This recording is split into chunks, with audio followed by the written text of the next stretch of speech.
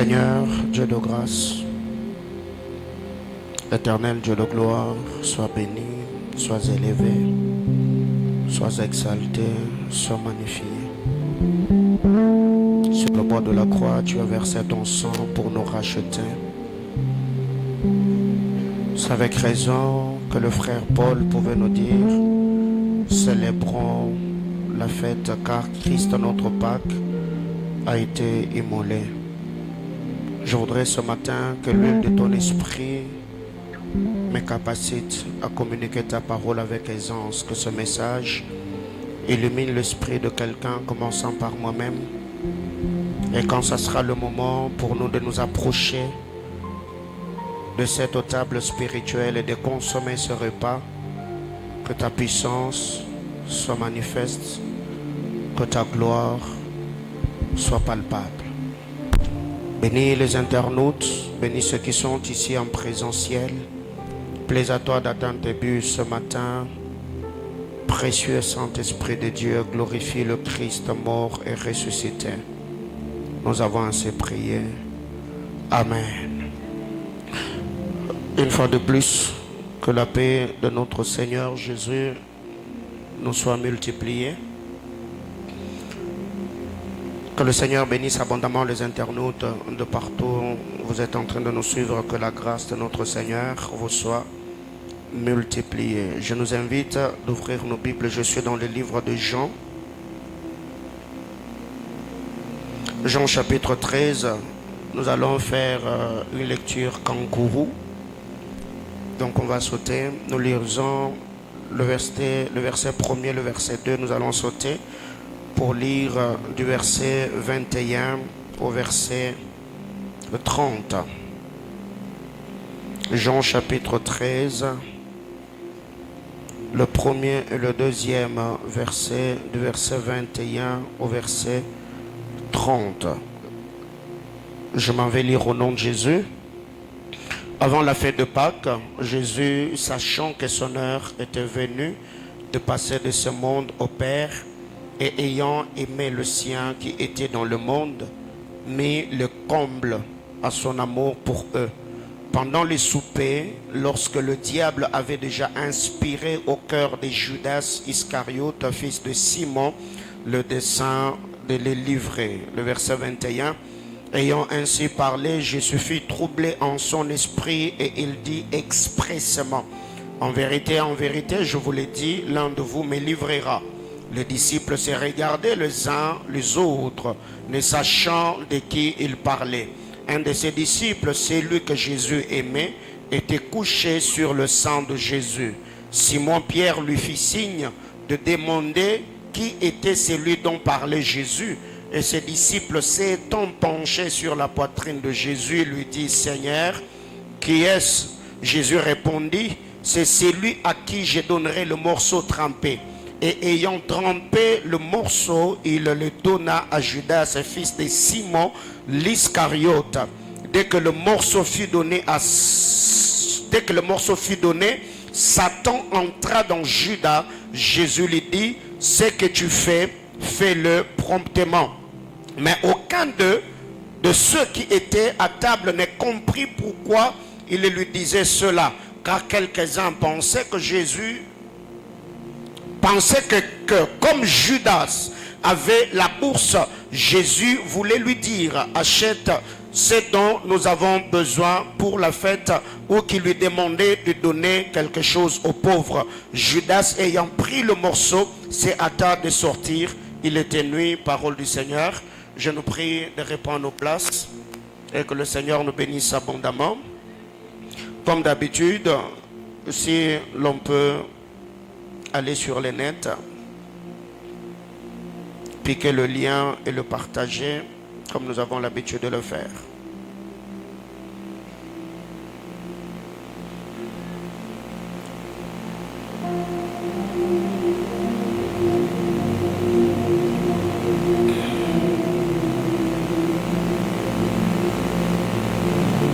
Dieu soit loué.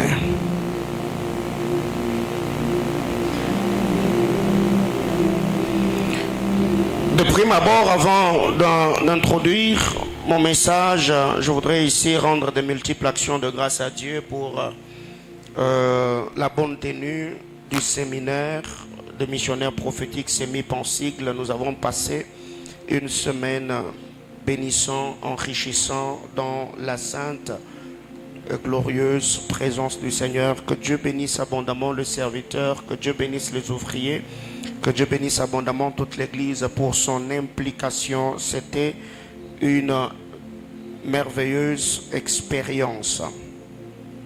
Ce matin, par la grâce du Seigneur, je devais introduire une nouvelle série d'enseignements ce matin, donc l'enseignement du mois d'avril. Mais alors que j'étais en train de me reposer, le Seigneur m'a donné ce fardeau, Dieu m'a donné cet enseignement. Donc aujourd'hui, nous clôturons le mois de mars avec le message autour de notre thématique, les transactions spirituelles par la grâce du Seigneur. En lisant la parole du Seigneur ici, je ne serai vraiment pas très long en faisant l'étude exégétique de l'écriture que nous venons de lire, mais au moins nous le savons très bien. La Bible déclare le bien-aimé Sauveur avant de s'en aller, avant de rentrer au Père. Il aima le sien qui était dans le monde, il mit les combles à son amour. Et le verset 2, la Bible déclare, pendant le souper, Satan avait déjà inspiré au cœur de Judas de vendre Jésus. Il y avait un dessein et ce projet, Satan l'avait placé dans le cœur de Judas sous forme d'une inspiration. Et Satan ne pouvait pas faire quoi que ce soit si Jésus n'avait pas donné le go à Judas. Ce qui fait que quand vous descendez, la Bible déclare pendant le souper, c'était le repas pascal ou encore la Sainte Seine. Alors que le Seigneur était en train de s'entretenir avec le disciple, il les a lavé le pied, il a pris le morceau, il a trempé dans la coupe, il a remis le morceau à Judas. Après que Judas ait pris le pain, après qu'il ait consommé ce repas spirituel, la Bible déclare Satan entrant en lui. Au verset 2, ce n'était qu'une idée, ce n'était qu'une intention, ce n'était qu'une inspiration. Mais cela devait être accompli, réalisé quand Judas a pris le repas. Vu déjà que ce matin, comme nous l'avons promis, que nous serons vraiment en train de nous battre pour respecter le temps, d'autant plus que les 3 ou 4 derniers dimanches, nous avons vraiment eu à beaucoup de bordées. Ce qui fait que je ne serai vraiment pas très long, je serai vraiment expéditif. Après le message, nous allons prendre le repas, prier un moment, offrir au Seigneur, et nous allons regagner nos maisons. Ici ce matin, par la grâce de Dieu, je parlerai de 4 types de repas. Je vais enseigner ce matin sur 4 types de repas. Et je crois que le Seigneur, par sa grâce, positionnera chacun d'entre nous avant que nous ne nous approchions de la table du Seigneur, afin de comprendre la quintessence, la portée des choses qui vont se faire ce matin par ces repas spirituels ou en nous approchant de la table du Seigneur. Premier type de repas ici, c'est ce que j'ai appelé le repas naturel. Les repas naturels, les repas naturels, les repas ordinaires. Le repas ordinaire. 1 Roi chapitre 19, le verset 8. 1 Roi 19, le 8e verset.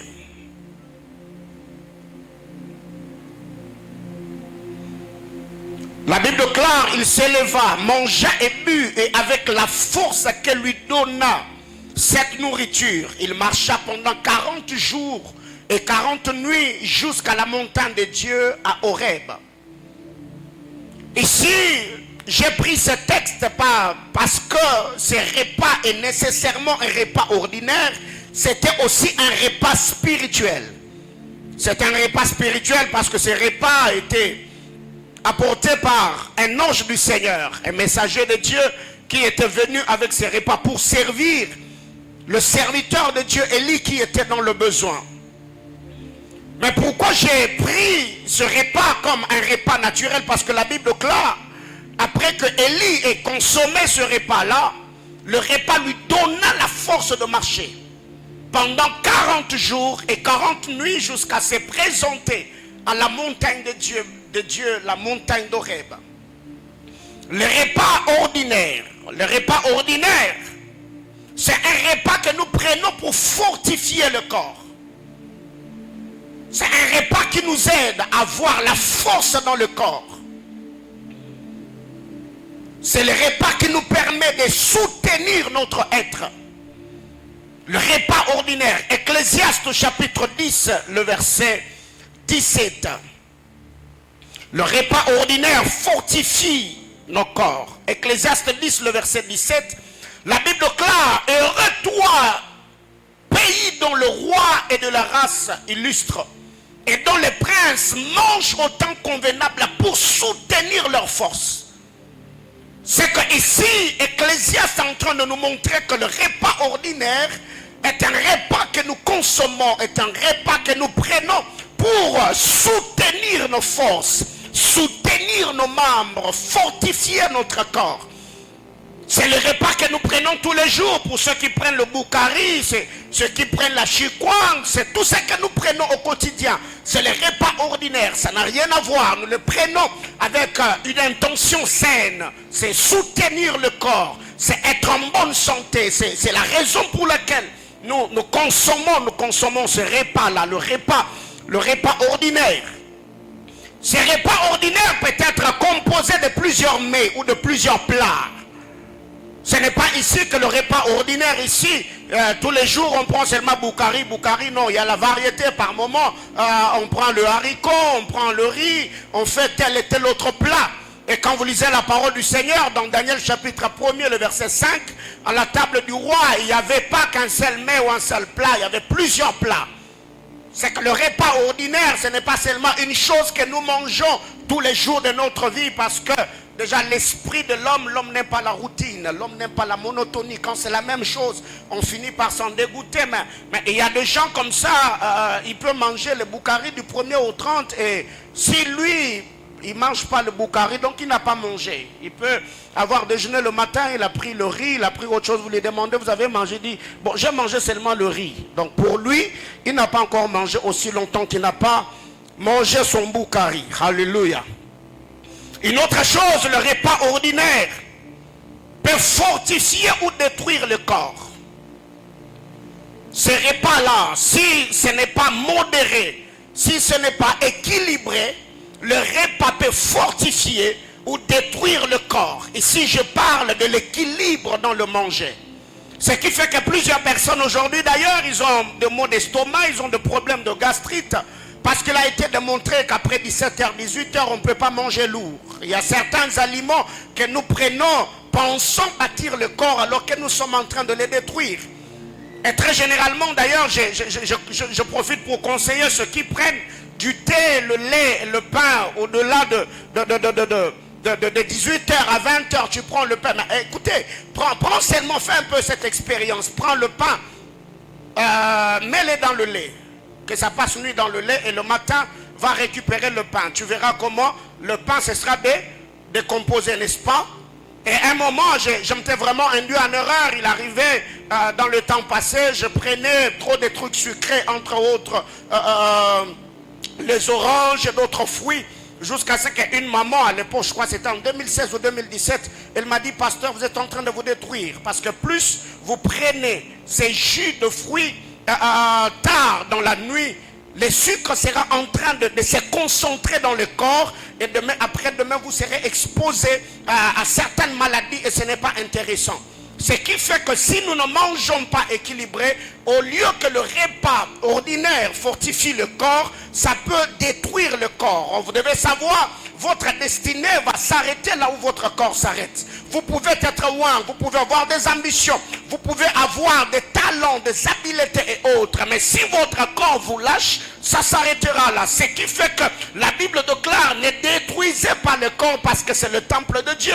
Aucun d'entre nous ici, s'il est malade, il ne sera en mesure d'aller au boulot, il sera en mesure d'accomplir telle ou telle autre tâche. Ce qui fait que en mangeons équilibré pour ne pas détruire le corps. Et d'ailleurs, si demain, après-demain, le Seigneur nous fait grâce, on appellera certains nutriciens afin de tenir certains ateliers pour nous apprendre à comment équilibrer le repas pour que cela ne détruise pas notre santé. Ce qui fait qu'ici, j'ouvre une brèche en disant, nous devons à un certain âge, à un certain moment de la vie, manger pour bâtir le corps, pas pour se rassasier. Donc, quand vous mangez, ne mangez pas pour se rassasier. À un moment dans la vie, moi quand je mange pour bâtir le corps. J'ai choisi certaines choses dans lesquelles il y a certains ingrédients, certaines vitamines, juste pour être en bonne santé. Ce qui fait que depuis, je ne grossis presque pas. Ce n'est pas qu'il n'y a pas à manger, non, je veille sur moi. Voyez-vous, déjà, ma manière de travailler, le pinch que je donne quand je prêche, la taille que j'ai, ne me permet pas d'aller au-delà de 80 kilos.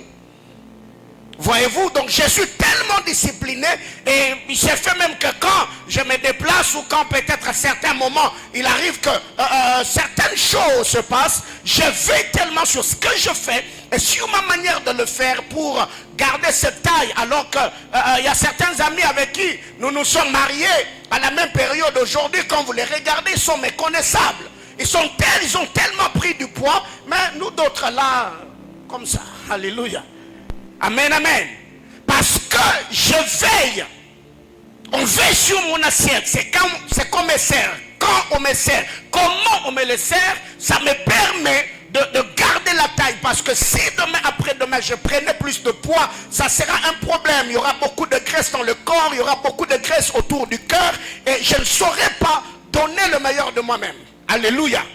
Alors la question que je vous pose ce matin, dans votre manière de manger, je parle ce matin à ceux qui sont mariés. Si votre mari était footballeur, si votre mari était sportif, si votre mari était boxeur, s'il était dans certaines disciplines sportives, comment vous allez le nourrir? Voyez-vous? C'est que quand vous épousez un homme, vous n'épousez pas seulement le corps, mais vous épousez aussi sa destinée. Et sa longévité dépend également de ce que vous mettez dans son assiette. Donc si vous ne prenez pas soin de lui, au-delà de la prière et la spiritualité, cet homme-là vous laissera veuve. Je parle à quelqu'un ce matin. Donc c'est que nourrissez bien les gens qui sont autour de vous, parce que vous devez savoir que nous ne mangeons pas pour se rassasier seulement, mais nous mangeons beaucoup plus pour bâtir le corps. Je parle à quelqu'un. Alors écoutez ceci. Une santé saine, c'est apprendre à être sélectif. Avoir une bonne santé, c'est apprendre à être sélectif. C'est donner à son estomac ce qu'il faut et quand il le faut. Avoir une santé saine, c'est être sélectif. C'est sélectionner ce que l'on veut manger. Quand manger et comment le manger. Ce qui fait que dans certains pays, quand vous allez, le taux d'obésité est tellement élevé parce que là, on mange tout. Il y a le cheeseburger et tout ce qui va avec. Allez même en Afrique du Sud ici, vous allez vraiment vous en rendre compte que vraiment les gens sont balèzes. Alléluia. Et une santé saine, c'est choisir, être sélectif. Ce que nous consommons, quand nous le consommons, de peur de se détruire. Alléluia. 2. Nous avons également des repas ordinaires que nous consommons pas seulement pour soutenir le corps, mais ça peut être une prescription médicale. Souffrez un peu que je le dise ainsi. Il y a certains repas que nous prenons, ce sont des repas ordinaires. Mais ces repas-là, nous ne prenons pas seulement parce que nous voulons le manger, parce que dans ces repas-là, il y a certaines substances, certains ingrédients qui vont soutenir nos corps et nous permettre d'ailleurs de guérir de certaines maladies. Voyez-vous? Et c'est quand je parle de ces repas, je parle également de tout ce qui est breuvage, c'est dedans. Ça veut dire, ça peut être des nourritures légères, ça peut être l'eau, le vin et tout ce qui va avec. Vraiment, je vais en parler. Quand vous lisez la parole de Dieu, dans Genèse chapitre 30, du verset 14 au verset 16, Genèse chapitre 30, 14 à 16, Vous savez très bien que Léa et Rachel étaient dans une compétition. Dans une compétition parce que c'était de rivales. Mais quand vous lisez la parole de Dieu, Rachel a accepté de donner Léa et donner Jacob à Léa à cause de mandrangore. Mandrangore, c'était un fruit. Et dans ces temps, dans la Moyen-Orient, je l'ai toujours dit, c'était un aphrodisiaque qui stimulait la fertilité chez une femme. C'est que si tu consommes de mandrangore, le mandrangore était un aphrodisiaque qui boostait, qui stimulait la fertilité, qui permettait à une femme de stimuler ses hormones pour la permettre à concevoir. Et même quand vous lisez la parole du Seigneur dans Cantique de Cantique chapitre 2, le verset 5, il y a également certains aliments appropriés. Ici, là, on parle des amoureux. Il dit, donnez-moi de gâteaux, donnez-moi des pommes, donnez-moi de raisins, parce que je suis malade d'amour. Voyez-vous? Donc ici, nous voyons, c'est quelqu'un qui souffre, il a une maladie du cœur. Et ici, on parle de l'amour. Mais pour que la personne guérisse, la personne demande certains aliments, certains fruits. On parle de pommes, on parle de raisins, on parle de gâteaux. Je suis malade d'amour. Si vous voulez que je guérisse, je n'ai pas seulement besoin de mon bien-aimé, je n'ai pas seulement besoin de ma bien-aimée, mais la présence de mon bien-aimé doit être accompagnée par certains repas, par une certaine nourriture qui va me permettre de guérir. Donc ici, il y a certains repas que nous prenons. Vous verrez très généralement qu'il y a des gens, quand ils sont malades, on les prescrit certains aliments. Il faut manger peut-être beaucoup de poissons parce qu'il y a l'oméga 3 à l'intérieur. Il faut prendre tel produit, il faut prendre tel aliment. Ce qui fait d'ailleurs que ceux qui ont un problème de gastrite, on les interdit, n'est-ce pas, de prendre le haricot, de prendre les sommets et de toucher à tel ou tel autre aliment. Voyez-vous? Alors déjà ici, il y a certains repas, certains plats que nous consommons. Pas parce que nous le voulons. Même pour la santé masculine, il y a certains repas que l'on recommande aux hommes de consommer pour être en parfaite santé. Alors ce repas-là, ce sont des repas qui contiennent certaines substances qui sont utiles au corps. Ce qui fait que si déjà dans ton corps tu as un problème de telle ou telle autre chose, on peut peut-être te prescrire tel ou tel autre aliment. Non, mangez ceci, mangez cela. Ce qui fait que personnellement, il y a même beaucoup de mes fils avec qui je m'entretiens aujourd'hui, avec qui l'on s'entretient ou s'entretiennent. Il se fait que plusieurs hommes, quand ils sont fatigués, on fait recours aux boissons énergisantes. On prend entre autres le Red Bull, on prend les trucs, ça s'appelle comment, les Kung Fu et tout ce qui va avec. C'est bien et beau, mais vous devez savoir que à l'intérieur de cela, il y a de caféine. Ce qui fait que demain, après-demain, vous aurez un problème de foie. Ça peut attaquer votre cœur. Ce qui fait que très généralement, je conseille à certaines personnes de prendre les noix de cajou, les noix de pistache et tout le noix que l'on vend dans des supermarchés. Il y a beaucoup de vitamines dedans, il y a beaucoup de tonifiants. Et quand tu les prends, ça va fortifier le corps. Il y a certains chocolats que l'on peut prendre pour permettre à ce que le cerveau puisse aérer d'une certaine manière, qu'il y ait une bonne circulation des sang. Dans le veine, il y a des choses que l'on peut prendre. Et quand nous le prenons, c'est pour juste bâtir le corps. C'est un repas qui peut renforcer le corps et faire régénérer certaines cellules. Il y a d'autres cellules du corps qui sont mortes ou peut-être attaquées. On peut te prescrire un tel aliment. On te dit, prends tel aliment. Quand tu le consommes, ça peut faire régénérer certaines cellules du corps. Tu les consommes, les cellules peuvent renaître. Ça peut donner la force à certaines choses. Alléluia. Ça peut être un repas restaurateur ou un repas réparateur, si je peux le dire ainsi. Ici, je parle de cellules, bien sûr. Peut-être certaines cellules du corps sont détruites.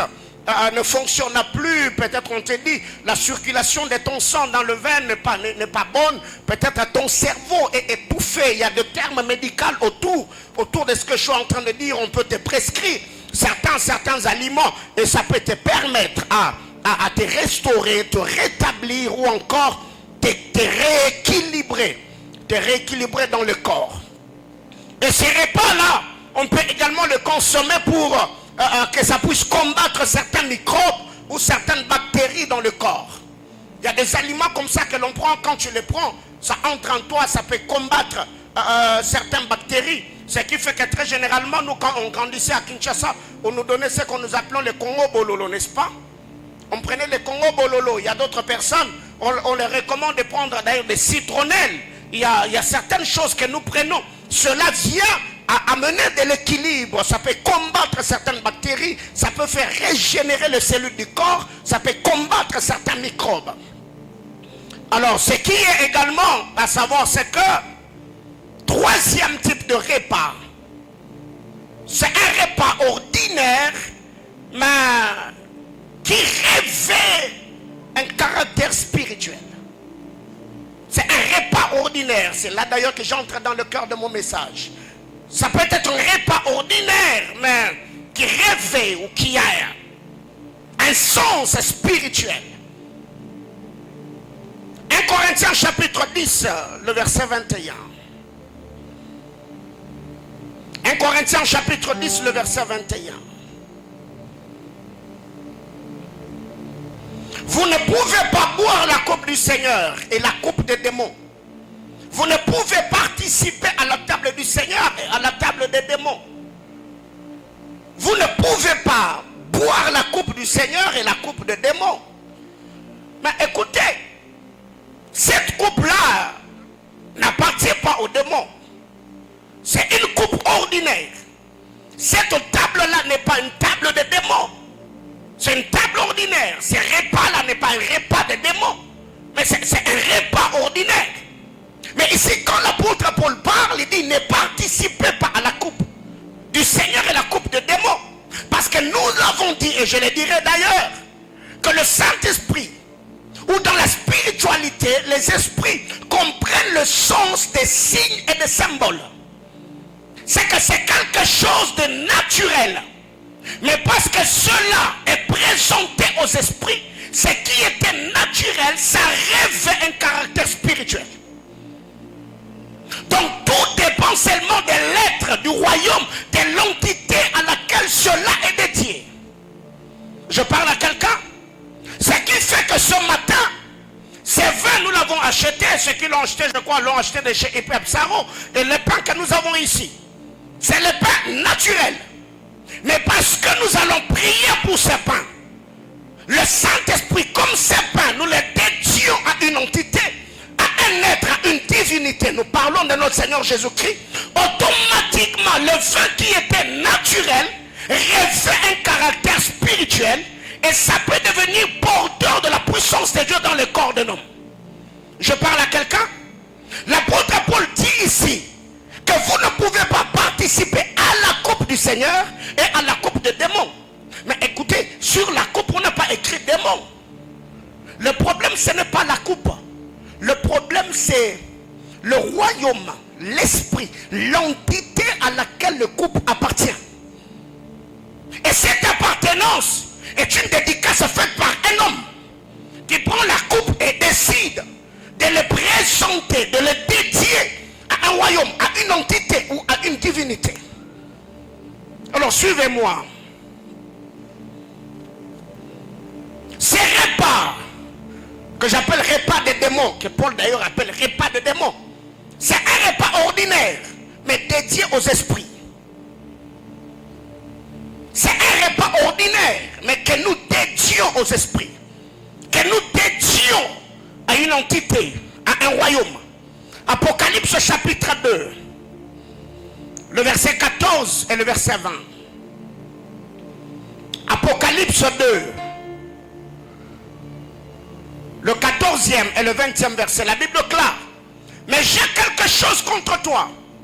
C'est que tu y as là des gens attachés à la doctrine de Balaam, qui enseignaient à Balak à mettre une pierre d'achoppement devant le fils d'Israël pour qu'il mangeasse de viande sacrifiée aux idoles et qu'il se livrasse à l'impudicité. Le verset 20. Mais ce que j'ai contre toi, c'est que tu y as laissé la femme Jézabel, qui s'est dit prophétesse, enseigner et séduire mes serviteurs pour qu'ils se livrent à l'impudicité et qu'ils mangent de viande sacrifiée aux idoles. Voyez-vous, nous savons très bien que les esprits n'ont ni chair ni sang. C'est ça que Jésus nous dit dans Jean chapitre 6. Il dit un esprit n'a ni chair ni os. Mais ici, c'était des viandes ordinaires. Mais on a fait une prière. On a présenté ces viandes-là à certains esprits, à certaines autorités, à certaines entités. Et parce que les viandes sont dédiées à ces entités-là, les viandes automatiquement révèlent un caractère spirituel, une force surnaturelle qui peut pervertir ou conserver la vie de ceux qui le consomment. Et quand vous lisez ici, on nous présente deux entités. Un, au verset 14, on parle de Balaam. On dit Balaam est un enseignant. L'enseignement de Balaam ne vise pas le prêtre, le sacrificateur, les serviteurs de Dieu. Non.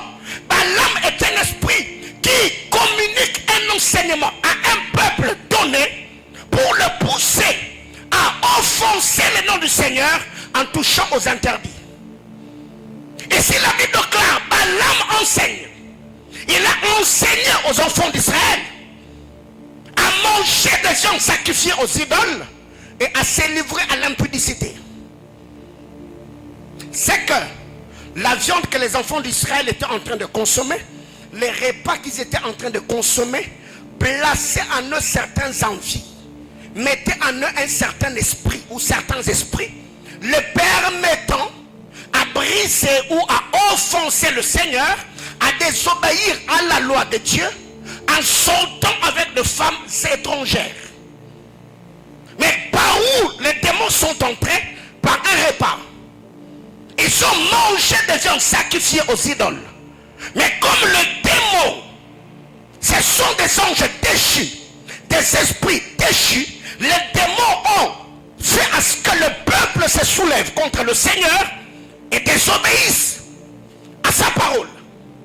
Et de deux, nous avons Jézabel. Jézabel, lui, n'a que faire de fidèles. Il n'a que faire des peuples de Dieu.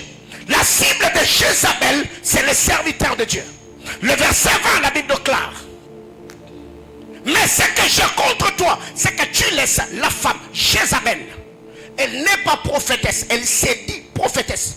Elle enseigne et séduit mes serviteurs pour les livrer à l'impudicité et qu'ils mangent de viande sacrifiée aux idoles.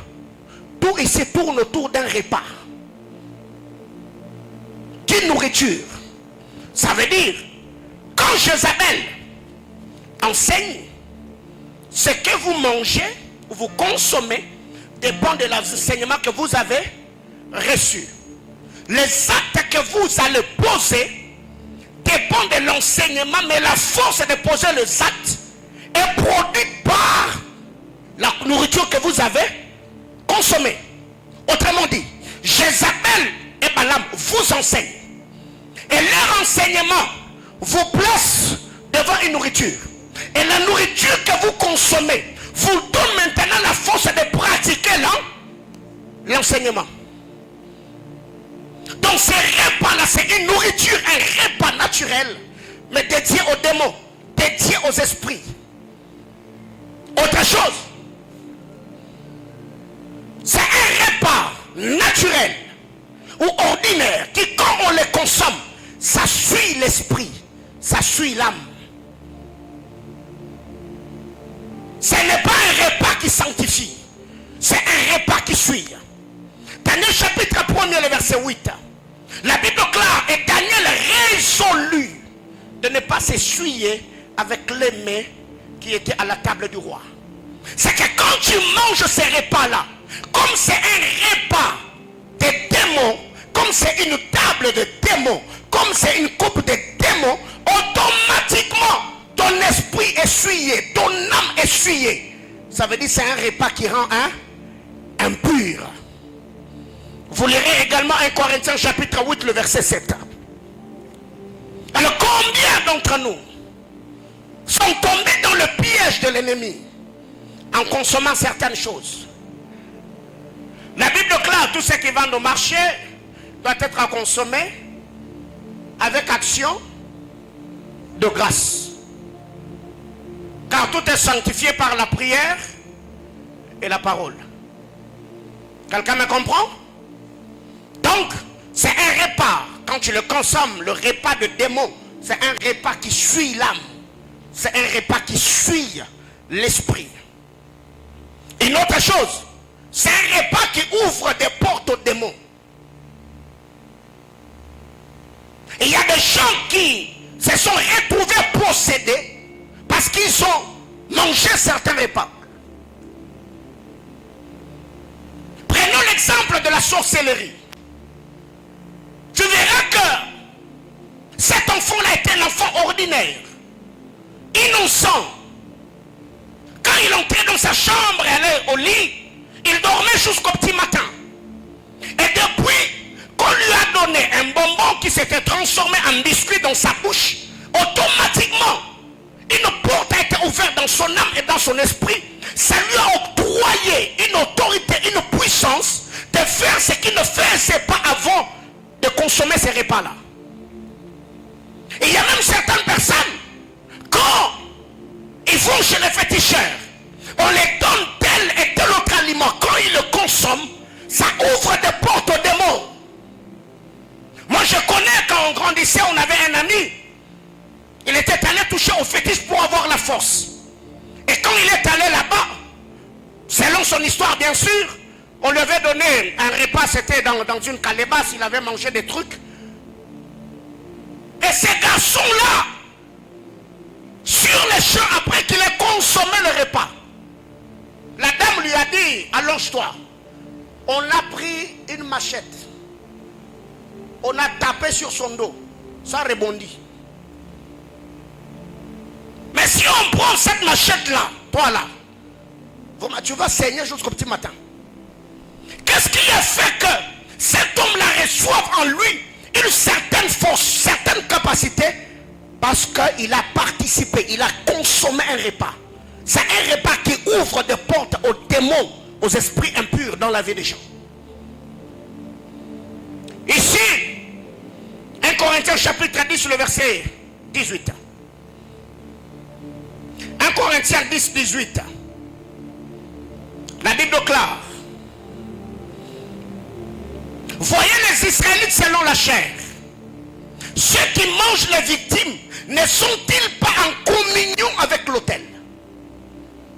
Ceux qui mangent des victimes sont en communion avec l'autel. Autrement dit, ceux qui touchent au repas entrent automatiquement en communion avec la force, avec l'autel, avec l'esprit derrière le repas.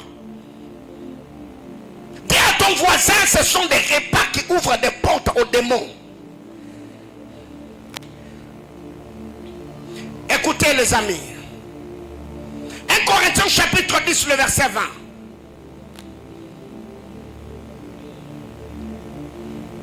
J'ai dit que ce qu'on sacrifie, on les sacrifie à des démons et non à Dieu.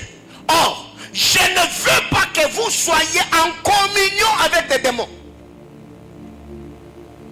C'est que cette écriture, nous voyons que le repas que nous prenons, si cela est dédié ou consacré à des démons, dès que nous les consommons, ça nous connecte directement aux esprits qui est derrière, ou qui est devenu maître, ou qui contrôle les sphères spirituelles. Il est dit, j'ai dit que ce qu'on sacrifie, on les sacrifie aux démons et non à Dieu. Or, je ne veux pas que vous soyez en communion avec des démons. C'est que quand vous consommez ces repas-là, automatiquement, vous entrez en contact avec des... Combien d'entre nous ici dans nos familles, quand il y a de deuil, c'est papa qui est décédé, et on dit que toutes les belles filles peuvent venir avec des poules, n'est-ce pas? Ça se fait toujours jusqu'à aujourd'hui. On vient avec des poules. Et il y a d'ailleurs, pour ceux du Kassai, on dit, il y a des Zoliaba qui chient, n'est-ce pas? Et quand vous venez avec des poules, j'ai déjà assisté à cette scène à Kinshasa. Il y avait deux et tout, on est venu avec une poule, la poule était vivante. On a placé la poule, les gens ont commencé à parler, faire des incantations. Je vous dis, sur les champs, la poule est décédée. Qui? assisté à ce genre de choses? C'est qu'on vient avec une bête. Ça peut être une vache, ça peut être une chèvre, ça peut. On vient. Et toi, tu es conscient qu'ici, les cérémonies que l'on fait, ce sont des cérémonies coutumières. Ce sont des cérémonies ethniques. Ce sont des choses de ton clan. Et quand on fait des incantations, on fait des cérémonies, on est comme en train d'invoquer. On fait appel aux ancêtres. Et toi, tu es là. Papa, si tu ne mangeais pas la poule là, tu vas perdre quoi même? Aujourd'hui, avec 10 000 francs, toi-même, tu peux acheter une poule. Tu vas même chez Pepsaro, ici à Calitos, là-bas. Tu manges ta poule ou ton poule. Alléluia. Mais qu'est-ce qui arrive? Il y a des gens comme ça. Tu es conscient que ce que l'on fait là, il n'y a pas Dieu dedans. Mais parce que toi, tu aimes la viande. Le problème avec toi, Nimisu tout. Et quand tu les consommes, tu étais allé au deuil en bonne santé. Et depuis que tu es rentré, tout ce que tu entreprends, rien ne va. Il y a des problèmes dans ta maison, frère. Ninzoliaba qui est en train de te poursuivre. Il y a des gens comme ça, on tourne autour de Chibaou. Tu as fait le Chibaou. Oh, tu as fait, je ne sais pas, le Chibindi. Et il faut venir payer. Et toi aussi, quand tu vas là-bas, là, c'est ça que tu vas manger. On est chrétien, baptisé du Saint-Esprit parlant d'autres langues. Mais les Oliabas qui chient jusqu'aujourd'hui, tu ne laisses pas. Et c'est d'ailleurs toi qui vas créer des problèmes à tes belles soeurs en disant non, depuis que papa était décédé, toi tu n'avais jamais donné de poules. À ton âge, en plein 21e siècle. Mon père doit. Et ce sont des personnes qui après savoir pris part à ces pratiques compliquent leur vie et désorientent leur destinée. Qu'est-ce qui s'est passé? Quand je suis allé à Kinshasa, il y a eu ce qu'il y a eu, les obsèques et tout. Après un moment, on m'appelle, on me fait asseoir. Oh non, tu vois, tu viens d'enterrer ta défunte mère. Alors maintenant, il faut que tu enterres ton père. Je dis, hein? Comment ça va se passer? Oh non, tu vois, la manière dont tu as fait pour enterrer ta mère, ton père, tu ne l'avais jamais enterré. Je dis, écoutez, il est décédé en 1999, en 99. Donc, jusque-là, il n'existe plus. Mais comment est-ce que vous me sortez une histoire maintenant là? Je vais l'enterrer où? Oh non, tu vois, comme une de tes grandes soeurs ici, tu vas lui donner l'argent. Arrêtez-moi cette histoire. Frère, sur les champs, j'ai dit, je ne le ferai pas. J'ai dit, je ne le ferai pas. J'ai dit non. Je ne vais pas le faire et je ne l'ai pas fait. Comment est-ce que vous voulez me connecter aux choses pour lesquelles moi je ne suis pas venu à Kinshasa? Est-ce que lui là, il attendait seulement que moi j'arrive pour l'enterrer? Non. Pourquoi cette exigence-là, vous ne l'avez jamais donnée à d'autres de mes grands frères? Je ne suis pas dedans. Et j'ai refusé. Et sur l'échange, je leur ai dit, moi je suis pasteur. Si vous voulez faire cette cérémonie-là, appelez mes grands frères, parlez avec eux s'ils ont l'argent qu'on vous donne. Moi je ne le fais pas. J'ai pris mes clics et mes claques, je suis monté dans l'avion, je suis venu ici. Pourquoi j'irais compliquer la vie de mes enfants? Est-ce que je parle à quelqu'un? Bien aimé frère, quand il y a des cérémonies dans vos familles, deuil, oh je ne sais pas, vous devez faire très attention. On peut t'introduire dans une histoire que tu ne maîtrises ni tête, ni queue, ni d'Adam, ni de Ève, et ça peut te compliquer la vie dans l'avenir. J'ai refusé. Et d'ailleurs, Dieu, là où il est sur le trône, il m'a dit, oui, alléluia. Bien aimé frère, quand vous lisez la parole de Dieu, quand est-ce que Satan est entré dans Judas? Hein? C'est quand il a mangé. Au verset 2, c'était seulement une idée. Satan l'avait inspiré de vendre. Mais Satan ne pouvait pas entrer sans pour autant qu'un repas ait entré. C'est quand Judas prend le pain, trempé dans le vin, il consomme, la Bible déclare, Satan entra en lui. Le problème, c'est que ce que tu consommes fait entrer quelque chose. Je parle à quelqu'un?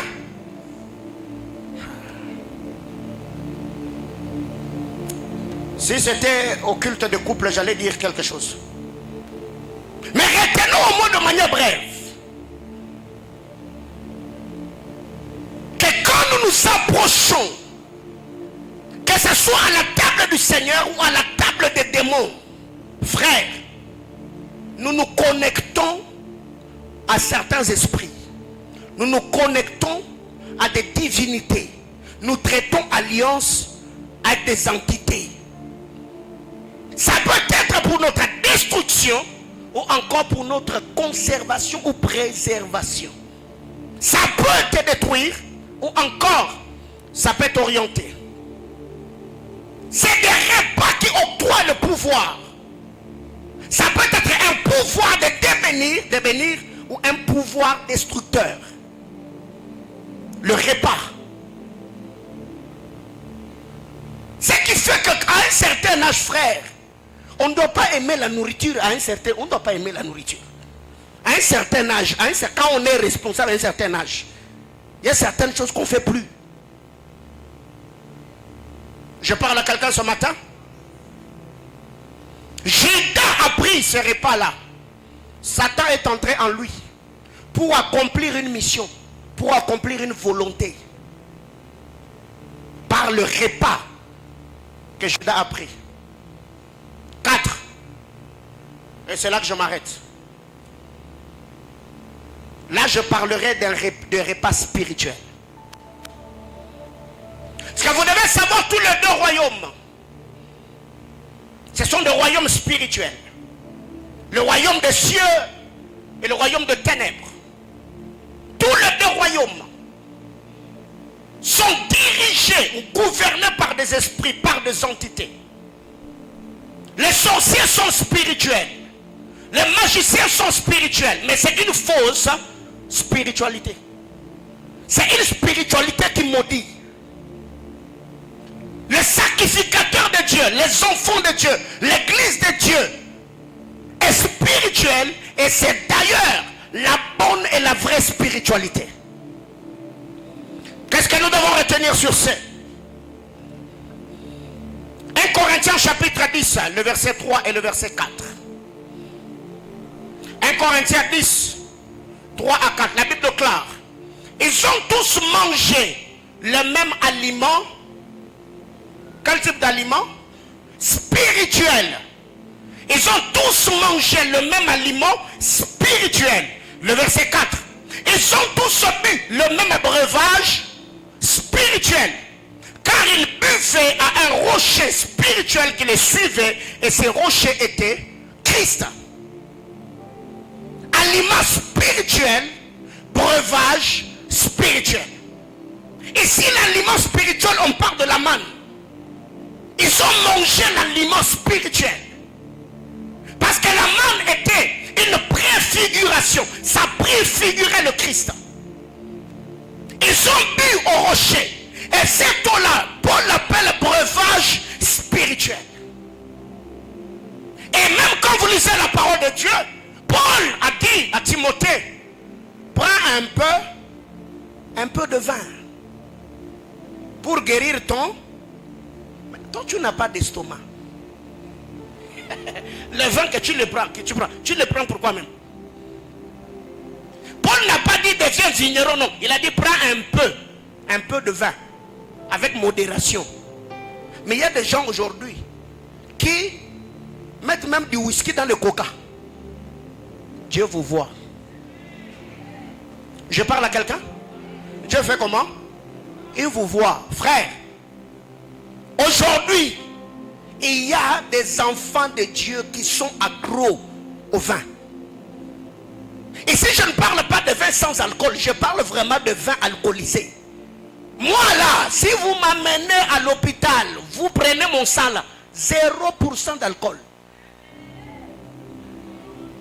Mon épouse est là.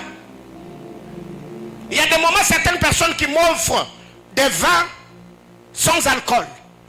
Et c'est vrai, ça peut faire 4 mois, 5 mois dans ma maison, je ne le consomme pas. Mais comment est-ce que... Frère, toi tu as pris le coca. Comment après avoir pris le coca, tes yeux commencent à rougir? Comment expliquer que tu n'as pris que le coca, frère? Mais on voit que même ta démarche là-dessus. Papa, ton coca là est mystérieux ou elle est magique? C'est que dans ton coca là, tu as mis autre chose. Et souvent ces gens-là dans des fêtes, 2-3 minutes, ils ont toujours la main dans la poche de leur veste. Ils ont des petites bouteilles comme ça. Et Dieu te voit. Et tu vas voir un frère qui a toujours été calme. Un moment là, vous le voyez là, il est maîtrisable un compte sur la piste. Papa, tout ça c'est les effets de coca. Non, c'est qu'il y a autre chose. Ils ont consommé le repas spirituel. Ils ont pris un breuvage spirituel. Mais quand ils mangeaient la manne, ils ne savaient pas. Et quand ils buvaient au rocher, ils ne savaient pas que c'était un breuvage spirituel. C'est que tu manges, peut-être toi tu ne comprends pas la portée de ces repas-là. Mais c'est lui qui te l'offre. Il sait à quoi il est en train de te connecter. Alors, écoutez-moi.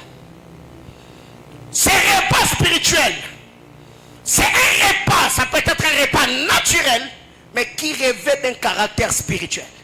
Qui revêt un caractère spirituel. C'est ce que je venais de le dire. C'est ce que je venais de dire. Les pains et le vin, on les a achetés quelque part.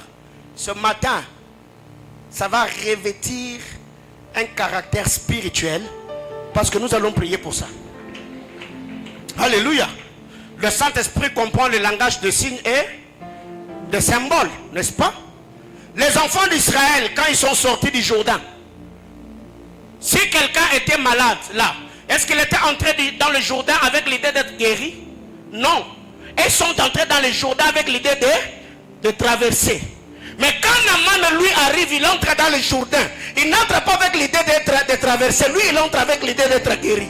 Tout dépend seulement de la révélation, la compréhension que tu as de ce que tu consommes. Ceux d'Israël, ils avaient la terre dans leur maison. Peut-être même quand on balayait, on ne mettait pas accent ou on ne donnait pas l'importance à la terre.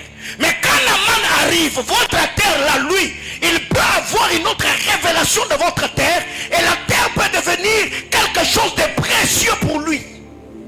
Déportation, la terre qui était à vous. Un homme vient, il vous prend votre terre, il part avec. La Bible déclare la grâce. Il est allé vers le sien. Les siens n'ont vu en lui que le fils d'un charpentier, un blasphémateur, un rêveur. La Bible déclare, il est allé vers le... Et c'est là qu'on a reconnu sa valeur. Un repas naturel. Le pain de chez Hyper Psaro, le vin. Mais parce qu'on a prié, le vin naturel devient un breuvage spirituel. Les pains ordinaires devient un aliment spirituel. Bien-aimés frères, ce repas spirituel est un repas mémorial. 1 Corinthiens chapitre 11, le verset 25 et le verset 26. Le repas spirituel est un repas mémorial. Jésus a dit, faites ceci en mémoire de moi. Car tous les jours vous en boirez, vous serez en train d'annoncer ma venue. Maranatha n'est pas seulement ce repas spirituel, n'est pas seulement un repas mémorial, mais c'est aussi un repas prophétique. Quand on prend, on passe à la table du Seigneur. On est en train de prophétiser la mort et la résurrection de Christ. Bref, on parle de l'œuvre salvatrice de la croix en prenant le repas, mais aussi nous sommes en train de prophétiser que celui qui a versé ses sangs et qui a brisé ce pain, il est en train de revenir. Mais si déjà on ne comprend pas, frère, je crois que je l'ai dit la semaine, Nous, quand on grandissait, moi, comme vous me voyez là, moi j'ai pas prié dans l'église catholique. Hein, moi, j'ai jamais été catholique. J'ai pas prié dans l'église catholique. J'ai jamais prié dans l'église néo-apostolique. Mais quand on était petit, chaque dimanche au moins, je n'allais pas à l'église, mais au moins chaque dimanche, je devais me rassurer que j'ai mangé les communions. Donc j'ai commencé chez les néo-apostoliques. Je parle là-bas, quand seulement l'heure de communion là. Je passe aussi, je mets la main, on me donne, je mange. Quand je sors, je vais chez les catholiques. Peut-être que le Seigneur était déjà en train de prophétiser par mon ignorance et mon incrédulité que j'allais aussi commencer à faire passer les gens à la table du Seigneur, que j'allais être pasteur. Mais moi, je ne comprenais pas. Voyez-vous, c'est que ici, vous devez comprendre, c'est que le repas spirituel qui est la Sainte Seine, quand vous le prenez, c'est un repas mémorial. Quand nous le consommons, nous nous souvenons de la nouvelle alliance établie par Jésus-Christ, le Fils de Dieu. Dans ces repas, il y a la puissance. Dans ces repas, il y a l'onction. Tout dépend seulement de la révélation, la disposition du cœur de celui qui le consomme. Oh frère, si déjà quelqu'un, parce qu'il est sorcier, il te donne un bonbon, le bonbon devient une viande dans ta bouche. Et après que cela s'est changé en viande de la nuit, tu peux commencer à voler. À combien plus fort trésor serait pas, frère? Non mais écoutez, par moments ça énerve. Parce que ceux qui s'approchent de la table du Seigneur, ils ne sont pas conscients de la puissance ou du caractère spirituel qu'a serait pas, frère. Quelqu'un il peut aller chez un féticheur parce qu'on lui a donné un repas, un aliment, une nourriture. Et on peut prendre une machette, on tape dessus, on tape sur la personne, ça rebondit, ça n'entre plus. Pourquoi? Parce qu'il a participé. À combien plus fort de toi qui es malade? Quelqu'un comprend de quoi je parle? Ce qui fait que, avant de passer ici, regarde un peu le problème que tu as là. C'est cette réalité-là, les leçons précieuses spirituelles que tu as. Dis-toi que ce matin, moi et tout hôtel qui me réclamait, on met fin ce matin. Quelqu'un me comprend? C'est cette compréhension des choses que l'église doit avoir. Tu traverses des moments difficiles. La Bible déclare ceux qui l'ont consommé dans l'impureté. Les repas produits de maladies et d'autres sont morts. Alors ceux qui s'approchent par la foi, s'ils sont malades, je crois qu'ils peuvent être guéris. S'ils ont des liens, les liens peuvent tomber. S'ils sont maudits, les repas peuvent changer la malédiction. Bien-aimés frères, c'est que quand nous venons, si on a besoin de vin, on va consommer le vin chez nous à la maison. Si on a besoin de pain, mange. Mais quand on s'approche ici, frère, c'est un aliment spirituel. Écoute-moi. Ce repas, en le consommant, ça peut venir avec le renforcement des capacités. Tu te sentais faible. Tu avais perdu la vie de prière. Tu n'avais plus la vie de consécration. La méditation de la parole, tu l'avais perdue. Les dons spirituels étaient éteintes. Mais parce que tu t'approches du repas, renforcement spirituel. Parce que le repas spirituel est un logiciel que Dieu place dans nos entrailles afin de nous permettre de produire ceux de notre espèce.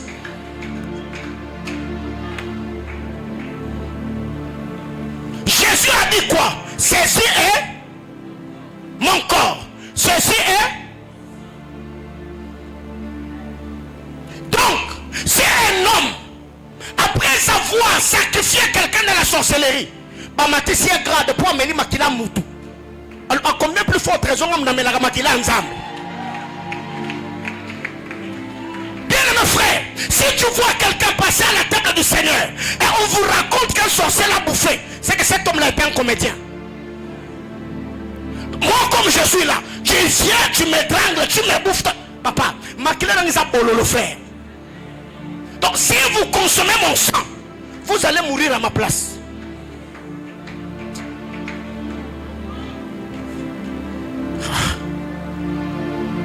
Plusieurs personnes ont été baptisées du Saint-Esprit. s'être approché de la table du Seigneur.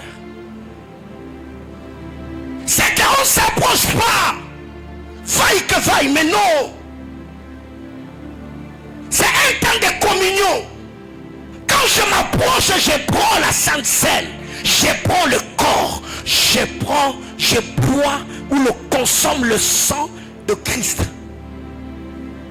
C'est quoi ce cancer qui peut résister? Les myomes, les fibromes dans mon corps. Mais non.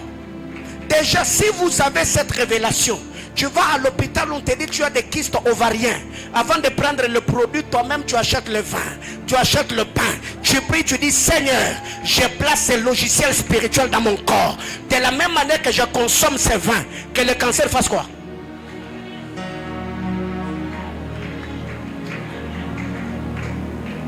Ça peut arriver que ta femme à l'hôpital, le médecin regarde, on dit oh non, jusqu'au là, et là je ne sais pas, à 7 cm, on ne peut pas. On fait quoi? On fait la césarienne.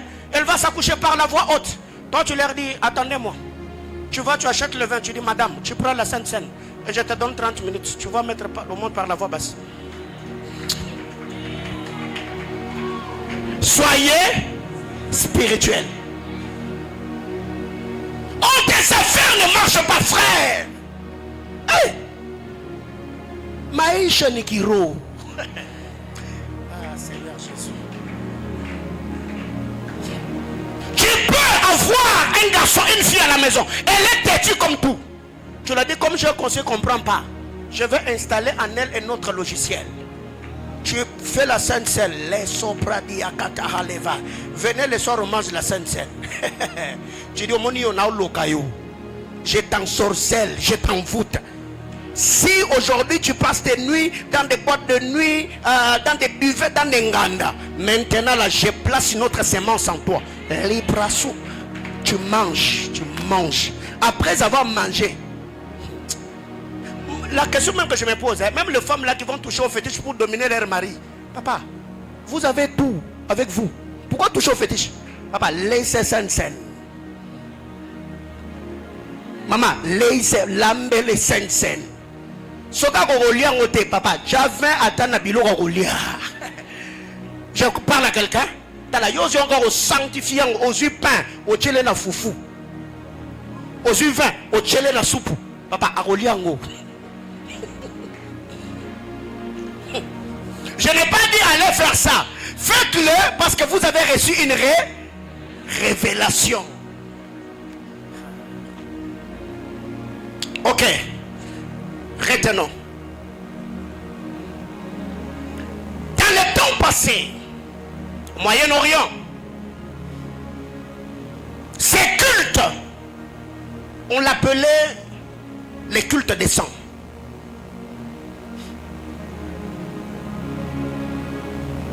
En ces temps-là, n'importe qui ne pouvait pas avoir accès au culte des sangs. C'est un culte qui était réservé aux autorités, à ceux de la classe noble, ceux de la classe illustre, des dirigeants. Parce que quand ils faisaient le culte de sang, ça renforçait leur autorité. Ça ouvrait leur intelligence afin de diriger, de dominer et de gouverner. Ce qui fait que ces gens-là, on les appelait les fils de Dieu. Parce qu'ils avaient une autorité, une influence, un pouvoir que les autres n'avaient pas. Et c'est lui qui prenait part au culte de sang, recevait l'autorité sur les autres. C'est pourquoi, quand vous allez en Égypte, quand est-ce qu'Israël est devenu maître? C'est quand ils ont fait les cultes de sang. C'est ce qu'on appelle la Pâque, n'est-ce pas? Ils ont tué l'animal. Et le Seigneur a dit, cette fois-là, vous ne serez plus esclaves. Parce que par le repas spirituel, on peut récupérer notre identité spirituelle. C'est quand ils ont mangé la Pâque qu'ils ont récupéré leur identité. Parce que quand le Seigneur était apparu à Abraham, il a dit, de tes entrailles, de ton sein sortira le roi, n'est-ce pas? Mais nous trouvons ceux qui avaient l'identité royale malmenés comme des esclaves. Et Dieu dit, tuez l'animal, l'agneau pascal. Et quand ils ont pris part au culte des de sang, le repas spirituel, ils ont récupéré leur identité spirituelle. Et cette fois-là, les Israélites qui étaient esclaves, ils sont devenus des maîtres. Ils se sont tenus devant les Égyptiens. Donnez-moi votre or. Donnez-moi les objets précieux. Donnez-moi votre argent. Après, nous, on fait quoi? On sort.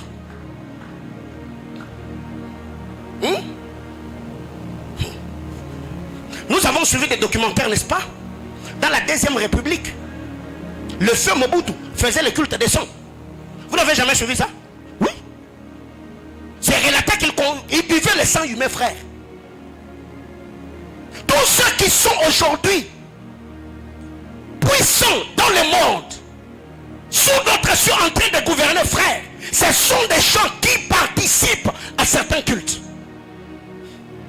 Et d'ailleurs, dès qu'un homme devient sorcier, automatiquement, la sorcellerie ne lui donne pas d'abord le pouvoir de faire quoi? D'envoûter ou d'ensorceler. Ça fait de lui candidat éligible ou légitime et participant à certains cultes. N'est-ce pas? Quand un enfant devient sorcier, sans la sorcellerie, est-ce qu'il pouvait assister au culte de sorciers? Non. Ça veut dire, quand tu consommes, tu reçois la sorcellerie. Ça te permet d'abord de prendre part au culte des sorciers. Et c'est ce que tu feras comme sacrifice. C'est que tu vas consommer dans ce monde-là, qui va t'octroyer la puissance. Et d'initier et de devenir sacrificateur. Oh, pourquoi me regarder comme ça? C'est ça, non? Ce qui fait que quand Jésus s'approche, après que Pierre ait mangé le repas spirituel, Jésus veut le laver. Pierre dit, non, non, ne me lave pas seulement le main et le pied, lave-moi tout le corps. Jésus lui dit, si je ne fais pas ceci, tu n'auras pas de part avec moi. Ça veut dire, par le repas spirituel, le repas fait de nous participants au corps, à la nature de Christ. C'est maintenant, c'est ce que nous appelons à cette étape la sanctification de position. Ça fait de toi saint par la foi d'abord. Mais aussi, quand tu persévères maintenant dans l'obéissance à la parole, ce que nous appelons la sanctification pratique, cela fera de toi également prêtre pour sacrifier les âmes. Ça veut dire gagner les âmes, les offrir à Christ, et ça va t'octroyer la puissance de régner comme ceux qui se sont sacrifiés et sont devenus sacrificateurs. Je parle à quelqu'un ce matin. C'est que quand vous consommez le repas spirituel, c'est qu'on appelait dans la Moyen-Orient les cultes de sang. C'est un culte où seulement les autorités, les dirigeants se réunissaient entre eux, faisaient des incantations, des invocations, ils tuaient des bêtes, ils consommaient le sang. Et quand ils sortaient de là, ça augmentait l'autorité, ça ouvrait leur intelligence. Et ces repas-là faisaient qu'on les appelle fils de Dieu, pas le Dieu très haut. Ça veut dire qu'ils appartenaient à certaines divinités, à certaines entités. Vous pensez que on devient roi comme ça, par hasard? Vous le croyez? Vous le croyez? Non.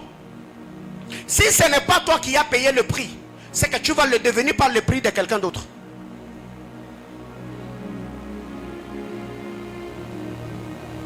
Je parle à quelqu'un? Est-ce que je parle à quelqu'un? Prenons l'exemple ici. Le président Mobutu, comment il est devenu président? Il a payé le prix. Prenons le sénateur à vie, Joseph Kabila Kabange. Comment il est devenu président? C'est le sacrifice de quelqu'un d'autre. Le feu Mouzé, n'est-ce pas? Prenons l'excellence, Félix Tshisekedi Tshilombo. Papa Étienne a lutté plusieurs années. Le sacrifice aujourd'hui a introduit sa postérité dans la cour royale. Ils sont là où ils sont aujourd'hui. C'est que c'est un principe, pas seulement humain, c'est un principe spirituel. Si tu n'accèdes pas dans la cour royale par toi-même, c'est que tu peux y accéder par les services, les sacrifices de quelqu'un d'autre. Alors, n'attendez pas de devenir quelque chose seulement parce que vous le voulez. Vous n'y arriverez pas. La vie est faite de batailles et de challenges.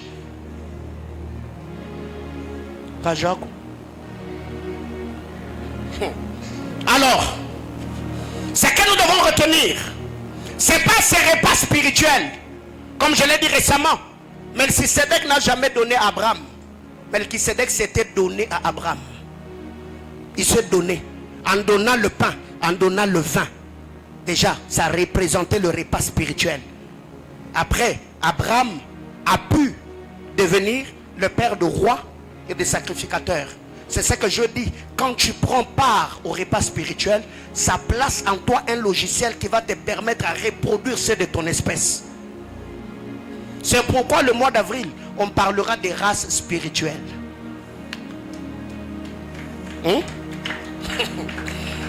Ok.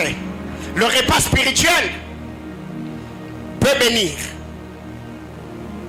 Ça bénit. Le repas spirituel, quand tu les prends, ça bénit. Le repas spirituel sécurise. Le repas spirituel bénit. Le repas spirituel sécurise. L'impact des repas. On a parlé des repas ordinaires qui fortifient le corps. On a parlé de repas ordinaires que nous prenons comme prescription médicale pour la régénération de certaines cellules du corps. On a parlé de repas ordinaires qui revêtent d'un caractère spirituel, mais cette fois-là que nous avons appelé comme table de démons. Et de deux derniers repas, c'est le repas spirituel que nous appelons la table du Seigneur, la Sainte Seine. Un repas qui régénère aussi spirituellement, qui guérit aussi les cellules du corps, qui donne le don spirituel, qui brise de malédictions, qui chasse de démons, qui fait de nous participants aux bénédictions d'alliance. Que Dieu nous bénisse abondamment. J'ai fini mon enseignement. Alors nous allons passer à la table du Seigneur. Alléluia. Est-ce que tu es malade? Tu es malade? Vois-toi déjà en train d'être guéri. Est-ce que tu as des oppressions? Vois déjà le Seigneur te libérer. Tu as un problème financier? Vois déjà la bénédiction de Dieu être installée en toi. Est-ce que je parle à quelqu'un? Vois-toi déjà. Est-ce que tu as un problème de maternité? Tu as des myomes, des kystes, des fibromes? Non. Est-ce qu'on t'a dit que certaines cellules de ton corps ne fonctionnent plus? Ce matin, la puissance de Dieu, par ses repas, peut régénérer les cellules de ton corps. Alléluia. Alors, est-ce qu'on peut m'amener cette table ici devant? On va le faire rapidement ce matin.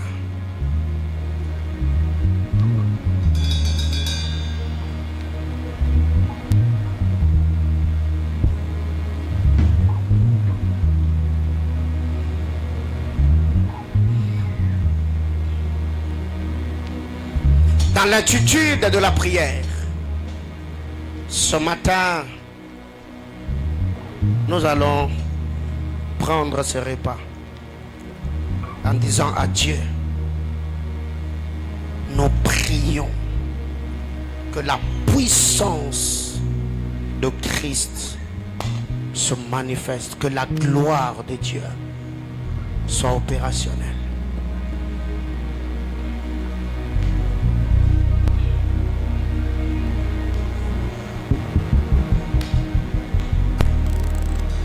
On peut déjà enlever le nappe sur le table. Nous allons prier le Seigneur.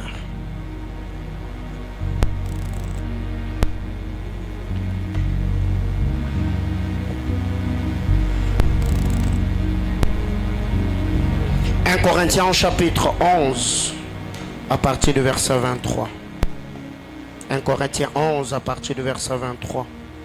La Bible déclare, car j'ai reçu du Seigneur ce que je vous ai enseigné. C'est que le Seigneur Jésus, dans la nuit où il fut livré. Il prit du pain. Après avoir rendu grâce, il le rompit et dit, ceci est mon corps qui est rompu pour vous. Faites ceci à mémoire de moi. De même, après avoir pris la coupe, il prit la coupe et dit, cette coupe est la coupe de la nouvelle alliance en mon sang. Faites ceci à mémoire de moi. Toute le fois que vous en boirez, car toute le fois que vous mangez ce pain et que vous buvez cette coupe, vous annoncez la mort du Seigneur jusqu'à ce qu'il vienne. Vous annoncez la mort du Seigneur jusqu'à ce qu'il vienne. Nous annonçons la mort du Seigneur.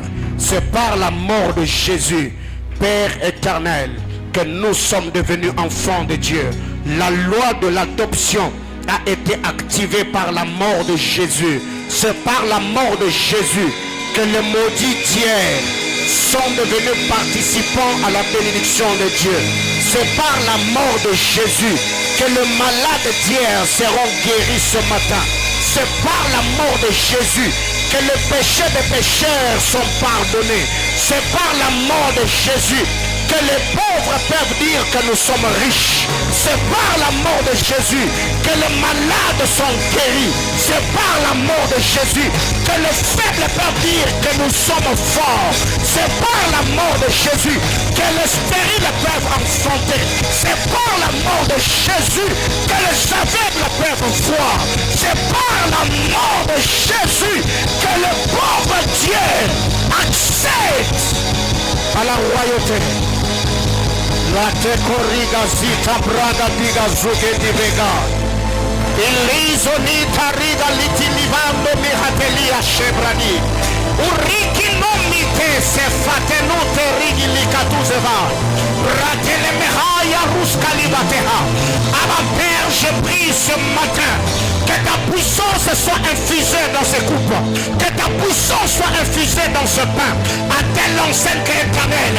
Quand nous allons, Père éternel, prendre ce breuvage spirituel, prendre cet aliment spirituel, que la puissance de Dieu, éternel Dieu de gloire, se manifeste dans nos vies. Seigneur éternel, ceux qui avaient des oppressions, ceux qui étaient malades, ceux qui avaient de malédictions, ceux qui vivaient la pauvreté, ceux éternel Dieu de gloire, qui étaient dans un cercle vicieux, j'ai pris ce matin de la même manière que le repas selon Paul connecte aux esprits, connecte aux hôtels, connecte aux alliances et ouvre de portes, éternel Dieu de gloire, aux esprits impurs. Ce matin, dans le nom de Jésus, c'est quand Judas a pris cette coupe et a mangé ce pain que Satan est entré en lui, alors que Dieu était en Christ. J'ai pris ce matin qu'un don spirituel, qu'une bénédiction, qu'une grâce entre dans la vie de quelqu'un.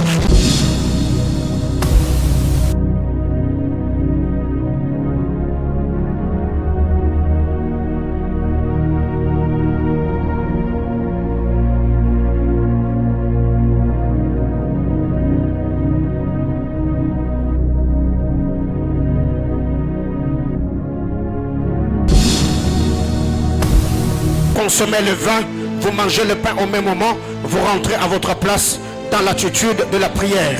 Ceux qui sont ici, vous venez, ceux qui sont là-bas et ceux qui sont derrière, vous vous avancez aussi. On commence avec ceux qui sont ici, on finit d'abord avec ceux qui